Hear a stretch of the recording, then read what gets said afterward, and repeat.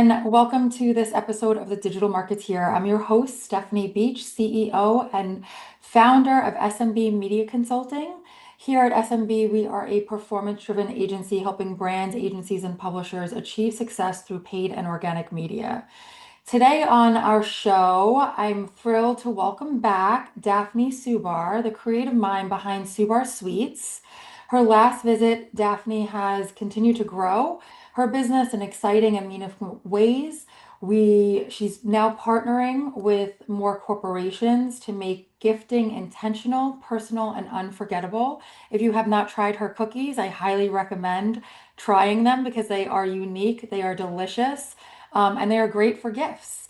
But from, curated client appreciation gifts to thoughtful touches and national conferences, Subar Sweets is really providing a gift that can be a powerful connection and a personal connection. Today, we're going to talk about how Daphne shares insights in scaling a product-based business, cultivating lasting relationships through gifting, and the lessons she's learned since being on the podcast last year. Welcome. How are you? Good. How are you, Stephanie? I'm doing good. Thank you so much for coming back. Thank you for asking me to come back. I'm really excited. I loved our conversation last year. Same. And I'm very excited to kind of get into things because I know so much has changed and shifted. And aside from, maybe some really interesting new recipes and flavors, give us a quick recap of some of the things that you've been working on since our last episode. Sure. So, just as a brief refresher, Subar Sweets is an online bakery that specializes in corporate and personal gifting. Since we chatted last time, we've expanded much more into the corporate gifting space. I think we saw a need for more intentional, meaningful gifts. Prior to launching Subar Sweets, I was an attorney.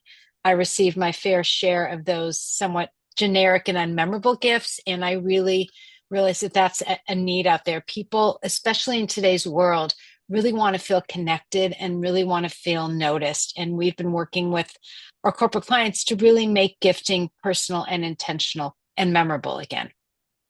That's so great. And I think that it's so nice because there are so many gifting options out there. And, unfortunately, a lot of them are generic and you're kind of getting the same thing over and over, or the person next to you is getting the same thing. And there's no really specificity or special meaning behind it. It's kind of, all right, I went to this website, I checked the box, and it's sent out. Subar Sweets is more than just a bakery.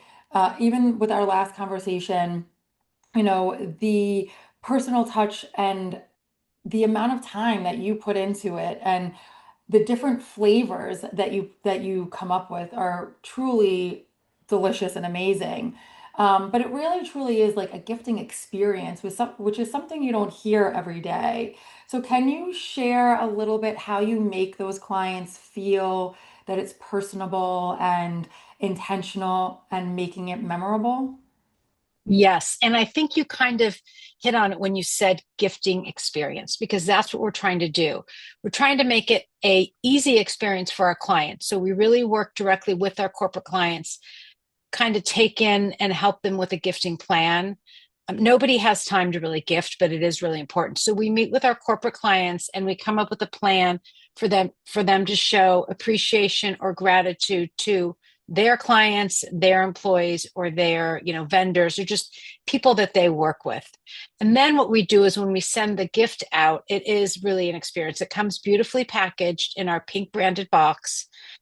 All gifts are accompanied by a handwritten note, if the client wants that. And just from the moment they open the shipping box, it's just an experience. It's beautifully packaged. You can see the Subars through the window. They taste really good. So we've kind of tried to make it a great experience from literally beginning to end. Yeah, and I feel like you have done that. And Thank you. those pink little boxes are so cute. I love them. Why do you think gifting has become transactional? When you think of giving somebody a gift, it usually is something that's personal, right? It's something that you're thanking them for, or something that you want to show your appreciation. For something to become so transactional. Where do you think we lost that? I think part of it came from people running out of time and it was kind of getting pushed down on everyone's to-do list. So let's say around the holidays, it's year end, people are getting ready to go on vacation, fiscally it's a year end, there's all that. And gifting kind of just, from what I've experienced, kind of happens because it has to. We've really tried to change that transactional thing. We encourage our clients to gift throughout the year. Going back to when I practiced law, I received a lot of gifts between December 15th and December 31st. Sadly, they went to waste. What we're doing with a lot of our clients now is gifting throughout the year or gifting on for a birthday or an anniversary. We work with real estate agents and we gift on the year and 5-year anniversary of when they closed a transaction with a prior client. There's so many other ways to gift and make it feel more personal rather than transactional. It just requires people to think a little bit differently. But I think part of it came from almost an obligation to gift around the holidays, and people are want to gift to more people, to a broader base of people. So if you're sending 50 gifts, you don't have time to think about what you want 50 notes to say or 50 different items, whereas we take that on for you. We talk about a plan, we come up with it all, and we just implement it. Which is really great. And that is true. Like, the majority of gifts you probably get are around the holidays, which is great and it's really nice. And, but I do try to think about the things that are happening in my clients' lives where maybe they had a baby or they bought a new house or, unfortunately, maybe there was a death in the family or something to that effect where you're really kind of utilizing that to be personal, but also to show, gratitude, appreciation, show that you're caring and that you think about them and really building a relationship with them as opposed to it's Christmas or Hanukkah or whatever you might celebrate.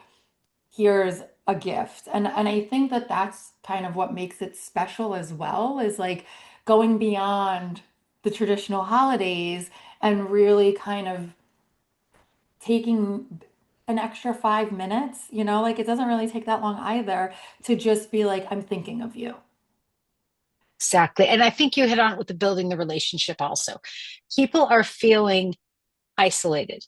There's not people never go into the office, or if they go into the office, it's a hybrid. I mean, people are really feeling disconnected, and to receive something delivered either to your office or to your home when it's not expected, so not around the holidays, really makes people feel like, wow, somebody really knows I'm out there and I'm trying hard and I'm really a person. So yes, I think it's really important for relationship building more now than pre-COVID, really, when people were going into the office and interacting more, and you could just grab a coffee with someone or just let people know you're thinking about it. I think now people are really wanting that connection and wanting to be seen. Yeah, I definitely agree. And I think, having those stories and having those people come back to you and being like, wow, this was amazing, or this was delicious, or thank you so much, or I bought another box for my mom, or, whoever, whatever it might be, is really special. What are some of the meaningful gifting stories and feedback that you've heard, and how have Subar gifts, really made an impact in people's lives? Are you able to share anything? Yeah, I think there's a few. Some were from the pandemic, which were really nice. Pandemic's happening, everyone's stuck at home. There were several people who sent gifts to neighbors of elderly relatives. So, for example, I would send to the neighbor of my grandparent and just say, thank you for checking in on my grandparent because I can't come, or thank you for dropping off groceries to someone. So, there was a lot of that during the pandemic of people just showing gratitude and people kind of reconnecting and trying to feel that community with people when they couldn't actually physically go and visit a relative or someone in another town. Also, college kids, a lot of care packages were sent. Um, since then, people are very creative. I know the real estate agents sending it on the 1 year anniversary or the 2 year anniversary of when the transaction closed has they've gotten a great response to that. Some of them send out those, I get them all the time, those magazines that are kind of like this marketing information that costs them a fortune. By sending one box of Sue bars to a prior client, they're not expecting to receive it. Most likely, they are going to email you or pick up that phone just to touch base and say thank you. And that's just another touch point. So any business where it's kind of you do a one and done transaction, but you want to keep top of mind is where Sue Bars is really good because people aren't expecting to hear from you after the deal is closed. Right. Yeah, it's the truth. And especially, I mean, I know when you buy a home, you kind of feel like, okay, I bought my home, like it's done. But maybe you're looking for an investment property. Maybe you're looking to sell a different home, or maybe you're looking for something for a parent or a relative, or, there's so many other things that kind of go into that. It could just be a referral. Like, hey, my neighbor's looking to sell their house, or my sister's looking to move. And that makes such a difference. Or, somebody having their first baby, and you're kind of like, here's a little sweet treat. I mean, I feel like the possibilities are really endless, and it just takes a little bit of effort to do something really sweet for people. No pun intended. Exactly. I know I should use it. Well, it's interesting because the baby one is also really good because you have a baby, you're kind of feeling isolated and overwhelmed in the beginning. You're getting gifts, but they're really all for the baby. And how nice it is if you get, a dozen little sweet treats that you get to just enjoy while you're up late or while you're, home alone. So those things really do stand out because they're not the quote expected gift. Yeah, for sure. And it is funny that you said that because I have like three best friends, and when they had their kids, I would come with a care package for them. And because everybody brings gifts for the baby, and obviously don't stop doing that. It's really cute, but the mom did all the work. Right. And the mom's going to actually understand. The baby's not going to remember what it was. No, that's a Right. great idea. I kind of wish I would Yeah. have done that, but Yeah, I it's have a very niece having cute. a baby next month, so she may get a care package. Oh, nice. That's very cute. Yeah. And so I think something else that's a little new from the last time we spoke is your curated subscription program for gifting. Can you talk a little bit about how that works and why you kind of developed that? What was the thought process behind it, and how did you bring it to fruition? Yes, yes. And that kind of also evolved from trying to make gifting intentional and not so obligatory around the holidays. So it's a very personalized subscription service. You can subscribe to get Sue Bars delivered every month or every quarter, different size boxes. And it's a great way to show someone that you're really thinking about it. So let's say for Father's Day, people send gifts to different people that meant something to them. But if you give them a subscription, every 3 months they get a different, or every month, a different package. It can have a different handwritten note, just reminding them that it's not just that one day during the year that you're thinking about them, that you really think about that person all year long. I have a few small businesses that do that, and they subscribe, and every month they send the box to a different employee that they want to acknowledge or appreciate with a different handwritten note. So it's completely customizable. You can change who you're shipping it to every month. You can change what you're shipping. You can upgrade, and then it also gives you a discount on all of our items. So if you do subscribe and one month you want to send, 4 boxes, not one box, you can do that at a discount. That's great. That really is great. And it's really nice that it's so customizable because you could send it to the same person, or you can change the address and send it to different people. And, sending something once a month or sending something once a quarter is not excessive, and it's approachable and affordable. And aside from an address, it's kind of like nothing really more that you have to do. Exactly. We really try to make it easy because we understand the importance of gifting and we understand the importance of that connection. But we do also appreciate how busy people are and how overwhelmed people are. So we really do try to make it easy. And you get a reminder a week before, like your box is coming up. Do you want to change who it's going to? Do you want to skip this month, which you have the option to? Or do you want to change what is being sent? So there's so many options, and you can cancel at any time. It's really a great way for people to make gifting easy on their end. That's great. And, specializing in working with different companies, you spoke about sending an employee a box to, show them appreciation. I feel like a lot of times companies get, employee appreciation wrong, or they send something that's impersonal or not something that's aligned with their personality or who they are. How are you helping these companies get it right? Well, we try to talk to them and figure out what would be best for their employees. For some, it's sending a random gift at a random time with a very personal note.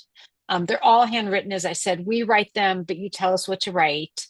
And that honestly sticks out more than the actually delicious treat. People really comment on the handwritten note. Another thing that we work with companies, if they're having a meeting coming up where they're going to have either virtual or in person with, let's say, their team, we will send them all, a little box of Subar. So even if it's a virtual meeting of 20, 30 people on your team where you're going to be on for 2, 3 hours and they're going to have their cup of coffee over here, you just send them a little treat. So they all have a little like sweet treat to get them through the long meeting and let them know that, it's the same as if you were there. If you were there in a conference room for 3 or 4 hours, inevitably there would be coffee in the corner and a tray of something. So we try to replicate that with the clients at home. So it's really talking to our corporate clients and finding out what works best for them and then sharing what we've learned. I mean, one big thing is don't just gift at the holidays. Much better to gift even Thanksgiving. It's early in the season. It's not tied to a religious holiday that someone may or may not celebrate. And it's really a holiday about showing gratitude and thankfulness. So people shift to that. So it's really just talking to the client and figuring out what works best for them so that their employees really do feel seen, heard, and appreciated. That's great. And I love that. So, do you practice penmanship? Yes. Well, it's funny because when I started almost 9 years ago, it'll be 9 years in June. Wow. It was just me and I was handwriting writing the notes. Like, why not? And it's funny because that's one of the things that we never can get rid of now because people come to us for that personal touch. So yes, we do have people with really good penmanship that do help at the holidays. Sometimes it's me, sometimes it's my team, but yes, the notes come beautifully written. That is great. I love that. And for all of the schools and people out there that don't know how to write script and aren't teaching penmanship anymore, it's not dead. Like we still need handwriting. And I love that. I think it adds such a personal touch. Like you said, it's your words, but our handwriting. But the fact that it's handwritten and it's a thoughtful note really stands out. And, I think from the packaging to the handwritten notes and every detail you put so much thought into and kind of went beyond just a box of cookies. Um, can you talk about a little bit what makes this different from a generic gift basket or a swag bag or, picking up cookies at a regular bakery or something to that effect? I think there's a few things that make it different. First of all, the actual Subars, which is a cross between a biscotti and a cookie, is different from anything out there in the market. It comes in a variety of flavors, and we also have a gluten-free line. Um, and we do have options that are nut-free, dairy-free. I mean, anything you need, we can get you. Um, so that makes it unique. The way they're packaged, each little Subar is packaged in a little white doily. Also, something that I started way back when, which is very time consuming, but people like that. It feels very personal. It kind of feels like you have gone to the corner bakery 40 years ago and picked out the 6 cookies that you want to send to someone, the way that they're individually wrapped. And then the box is tied with a beautiful ribbon. We do offer some customization for our corporate clients.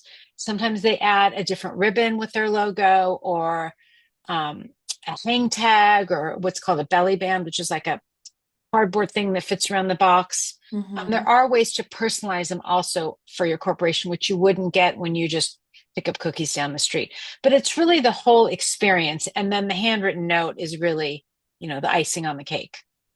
That is really great and I love it. I think like it really does kind of bring you back and make you have like that home feeling, even though it's something very different. Like these aren't traditional chocolate chip cookies either, you know? And I know we spoke about that a little bit more in our first show, but can you also just talk to us a little bit about the flavors and how you came up with this recipe being a cross between a cookie and a biscotti? Because it is a very different type of a cookie and it's a very different type of a texture and a flavor and just yes experience, which is what we're talking about as well. But I want people to really kind of get what we're talking about when we talk about these cookies.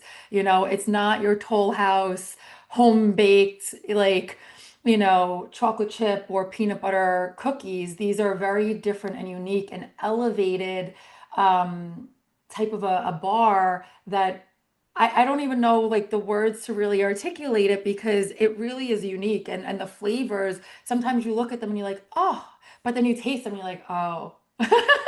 Right. That's so thank you. Thank you. And thank you for all those kind words. So yes, so originally I had liked to bake. I have three daughters, who really challenged me to start the business. One had severe food allergies. So I had had a traditional mandel bread recipe, which is kind of like an Eastern European Jewish biscotti, that I had changed a little bit to accommodate her food allergies. And that's really where the original recipe came from, the traditional chocolate chip with the cinnamon sugar. People loved those and they encouraged me for many years to kind of make them and sell them. When I finally did, I wanted to change it up just a little bit. Number one, a traditional biscotti or mandel bread, every piece is not the same. I needed to come up with something uniform, and I wanted the texture to be the same on the first bite and the last bite. So I worked on that recipe for a while. And then this was back in 2016 that I launched. So originally they were used a lot in, in-person events and live events. And I wanted something that would be easy for people to eat if they were in a group or a business meeting. So they're literally 3 bites. They don't have frosting. They're not going to get all over the place. Like they're just an easy, delicious treat. So when I came up with the traditional chocolate chip, the first flavor, I then decided to keep it simple based on what many other business owners said to me, and just expand in the flavor. So from there, every month we came up with a new flavor. And all of them kind of have a story. There's the traditional chocolate chip, there's the double dark chocolate almond. We have a salted apricot caramel, which in my mind was originally going to be a caramel apple flavor because it came out in the fall. And a friend of mine said, have you ever tried like use a stone fruit, come up with something that's different? And that's where the apricot came up. Lemon thyme, which is one of the most popular, was That one of one's those my flavors. favorite. Is it? Yeah, Yeah. people love lemon thyme. And that was one where I was going to do something with lemon. So I kind of every month knew like a general flavor. I knew I wanted a lemon one. And my sister said, you should try to bake with an herb. And I'm like, no, I've never done that. She goes, just try rosemary, thyme, right? Try basil. She said, try something. So I researched and I experimented, and the lemon thyme came up. And a lot of people will be like, lemon thyme, and then they taste it and it becomes their favorite. So that's happened with a few flavors. Yeah, that's great. And are you still exploring with flavors? Do you come out with a new one every month still? We don't because of some of it was because of the labeling requirements. So every time we have a new flavor, we need to go through a different approval process. Mm, So we do have some flavors that come out every so often, but generally now we have all of our flavors available all year long. We no longer have seasonal nice. flavors. So you can get chocolate peppermint now because people love it. So and we have over 20 varieties. So right now we're kind of just holding still with those, but we do experiment every once in a while. And I think we've never done a pumpkin one and we've never done a cranberry, and people have asked for those. So that Mm. may be on the horizon. We'll see. Ooh, those sound delicious. And I mean, people go crazy for pumpkin. So I could only imagine how that one might take off, especially in the fall. It's like pumpkin spice everything. So I'm interested to see what little spin you have on it because like I said, nothing is ever really traditional with the Subar. Um, how do you help busy professionals and companies simplify, gifting with the personal touch? You spoke a little bit about how you can kind of customize these boxes and create these gifts to be even more unique than they are. What are some of the ideas that you work with your clients to make that experience a personal one?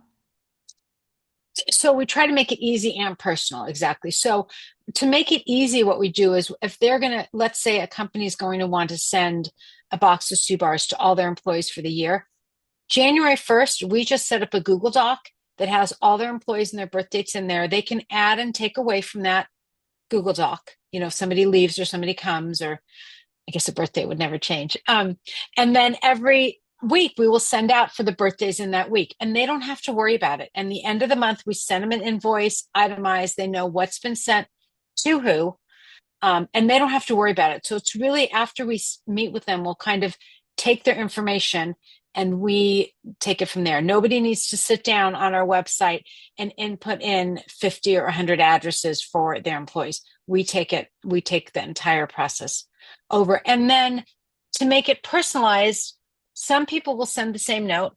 Some companies may have, they're going to give on a birthday as well as an anniversary, as well as the completion of a project. They may have 5 or 6 different kinds of notes in our quote library for that client. And they can say, oh, look, this is coming up. I want to send note A to these 30 people.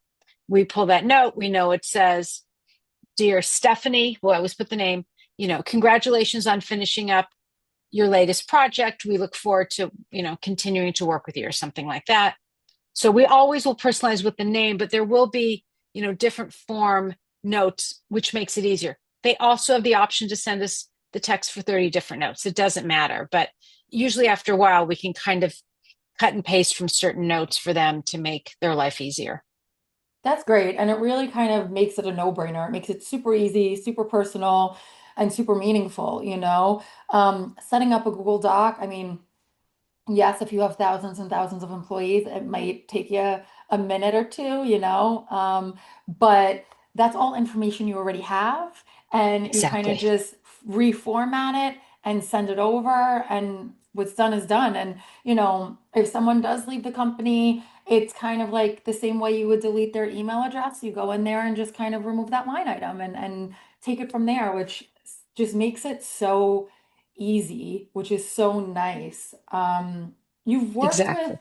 a lot of different organizations, a lot of different causes and communities. How has giving back shaped the business and your community relationships?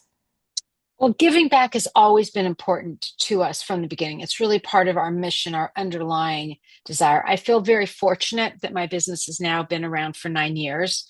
It's been a tough economy. We went through COVID. We're going through, some difficult times now in the economy, but we've survived, and I'm very grateful for that. And one way to show that gratitude is really to give back. So we've given back in various ways, and it's really been very fulfilling.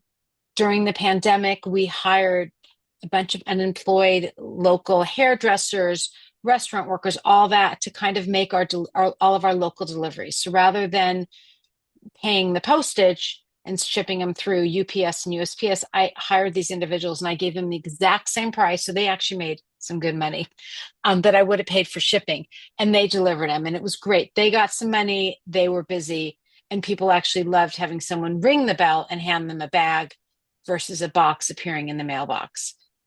Since then, we've partnered with various organizations. We partnered with the Oscar Litwack Foundation that supplies mobile playrooms to hospitals, and we recently Mm. donated a mobile playroom to the PACU at Cedars-Sinai Hospital, and it's basically a cart that has toys for kids to play with while they're in the hospital.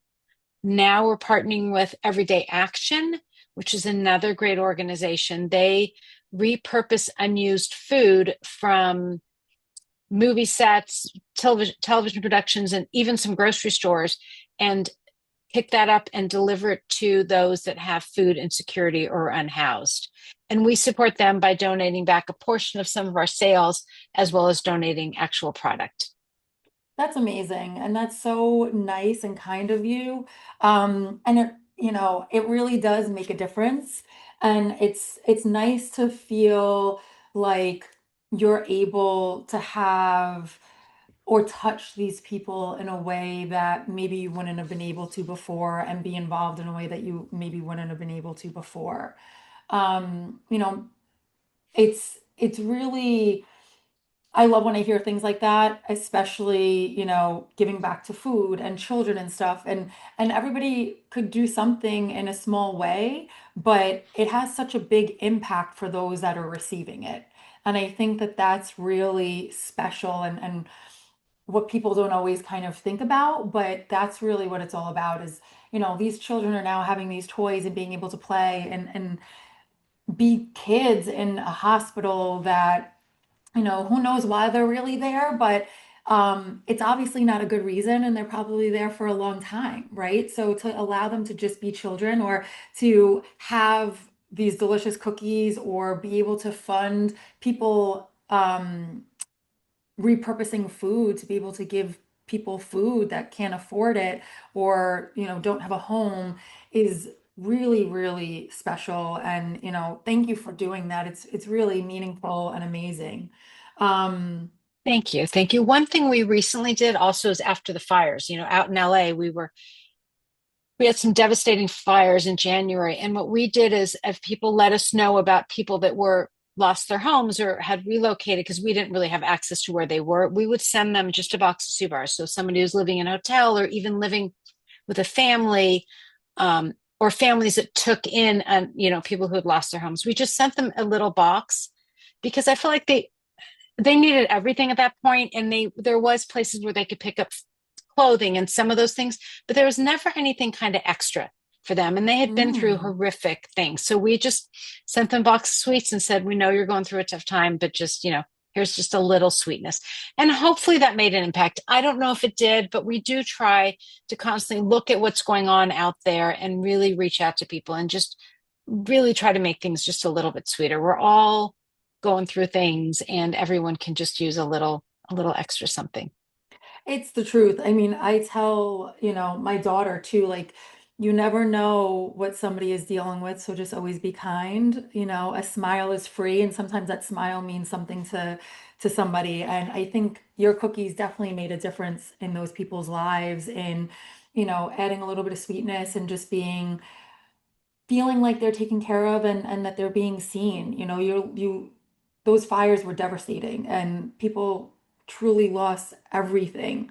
So to show a little appreciation and to give a little back where there's nothing, I'm sure, sparked some type of uh heartstrings and meaningfulness of, okay, I'm not alone here.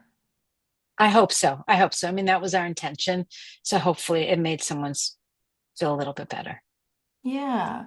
Many listeners are probably thinking about gifting now that we've been talking about it for a while.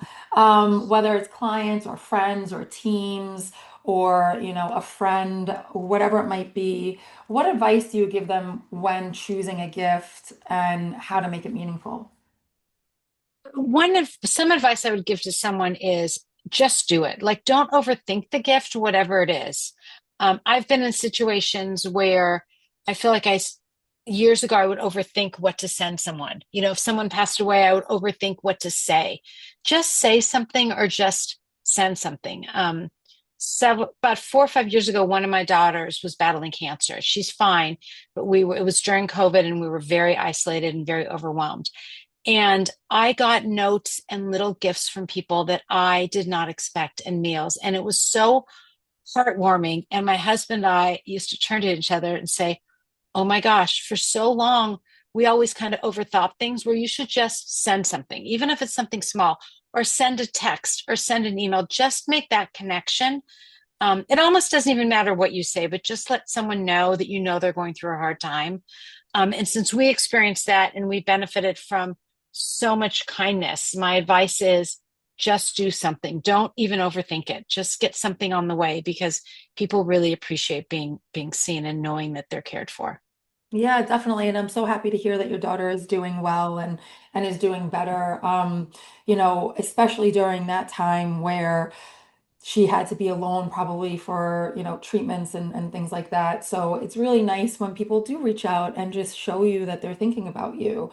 And what better way than with a Sue bar?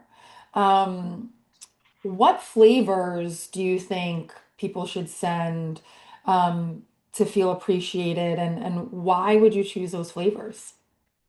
So it really depends on what they're doing. Around the holidays, people do love sending the chocolate peppermint. We also have a spiced fig that we kind of call the adult Ooh. fig Newton. Yeah, that one's really yummy. So it really depends. If you don't really know a lot about what the recipient's flavor preferences are, a lot of people will send the lemon thyme or just the traditional chocolate chip. The lemon thyme is really popular and easy because there's no nuts, no dairy, no chocolate. So really, there's nothing really in there unless someone has an aversion to lemon that somebody wouldn't like. So it really just depends on the type of year and what you think the recipient would like. There's really fun flavors. We have a great one that has sprinkles. It's very popular during Pride Month in June. A lot of people send it then. So it really just depends on what you're looking for. But there is really something for everyone. Yeah, that seems great. And, I would say some of those flavors might seem a little strange, but give them a try because they really are truly delicious. Thank you. Do you also offer um like cookie tables for corporate events or birthday parties? Do you do anything like that where you can ship like a big order or set something up locally where maybe businesses are having, some type of an office soiree or something like that? Yes, we do it in many ways. We do ship in bulk. So if somebody's going to have an event or a conference, we've done it before, we'll ship several thousand and their staff will actually plate them and put them out. Also, what some companies will do is they'll buy, several of our little three packs because post COVID, some people would prefer to have a prepackaged item than Mm. walk up to where it's just out there. So a lot of times companies will buy, hundreds of those. They'll be out in baskets and someone can pick a three pack of whatever flavor they're feeling like. So yeah, we do work that way with companies for in-person events. Yeah, and those little ones are also really great to as like favors, like party favors, which is really nice. Exactly. You People have used know? them in very creative ways. People have used them at weddings. Some people have had given them to the valet, and when people pick up their cars, the three pack is in there with a little note attached saying, thank you for coming. We're working with a couple conference planners right now. They're using them in their little giveaway swag bags when people come to the conference. They're in there. There's so many ways to use the three packs. Yeah, that's really great and so cute and great ideas, right? I mean, I would have never thought to give them to the valet and have it just sitting in your car at the end of the night. That's so genius. Right, exactly. I mean, there's just, or some people use them as actually the place card. They'll have their place setting. When you come to a wedding, it has your name and the table on a hang tag on the three pack that they take to the table, and then they also have, a little snack if they don't want to wait for the meal or Oh, to I take home with love them. that. Yeah, that's a great idea. So many ideas and so many ways to be able to use, these delicious bars. Really, the possibilities are endless. It really kind of goes beyond just gifting, It really goes beyond just gifting. Looking ahead, what would you say are some opportunities that you have and maybe some challenges that you have faced or think you may be facing? I know you spoke a little bit about the economy, and I have clients that are feeling it as well with shipping and getting product and getting ingredients and things like that. But from what you're doing and your perspective, what are some opportunities as well as challenges in the next year or two? So I'll talk about challenges first. I think challenges were really supply chain issues that were going on. They are kind of working themselves out a little bit, but several months ago, I was having a hard time even getting enough eggs to really, make it work, Mm. as well as flour. I mean, the costs were crazy expensive, as well as just I couldn't find them. I was able to get through it all. We did find some different sources, so that's really been a challenge. Looking forward, I think we will be doing more in the corporate gifting space. These conferences have really taken off this year, where they're ordering, many of those three packs to give out or shipping them after the fact as a thank you to either the attendees or the speakers. So I think that's kind of where we're going. I think people are realizing the importance of that personal touch and just sending something to someone after an event as really a reminder. Yeah, and that's so nice. Again, a great idea. People have great Like, ideas. I didn't come up with them all. I just am learning from everyone around me. yeah, but still, I mean, you go home after a conference, if whether you're on stage or not, and you're kind of doing your follow-ups and not really thinking anything about it. And it's like, thank you for speaking or thank you for attending. And that really goes a long way, especially if you're paying to travel, you're paying for the ticket, you know what I mean? And all of that. So that's really sweet. Um, Scaling a business and being a business owner is comes with its own set of challenges and lessons. I'm sure there's lots of lessons that we could both share. What are some lessons that you've learned about growth and operational efficiency over the past year? Your business has taken a big shift. The direct to consumer stuff is still available and still there, but moving into more corporate gifting is a little different. What have you learned along the way? I think with regard to scaling and growing that thing is really having good processes in place.